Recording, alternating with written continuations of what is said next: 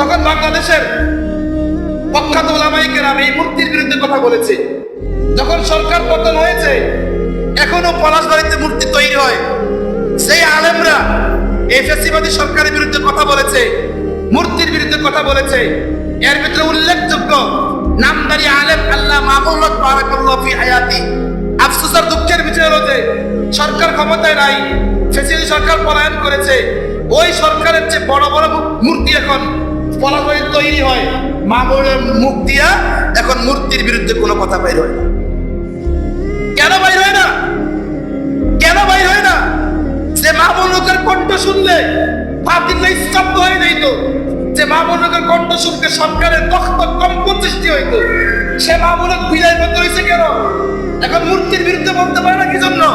এখন বাতিলদের হাতে হাত রেখে চলতে হয় কি জন্য? বাতিলদের সাথে কথা বলে চলতে হয় কি জন্য?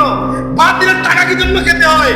বলে একটাই অপরাধ, যেই দলগুলা আল্লাহ রাসূল নিয়ে বিদ্বেষী করেছে, সাহাবী নিয়ে বিদ্বেষী করেছে, ওই দলকে জমানার কুতুব মামুনের সাথে যখন সাপোর্ট দিয়েছে, আল্লাহর কুদরত, আল্লাহর রহমতের সাহস মামুনের সিরা থেকে আল্লাহ পাক ছিনিয়ে নিয়েছে।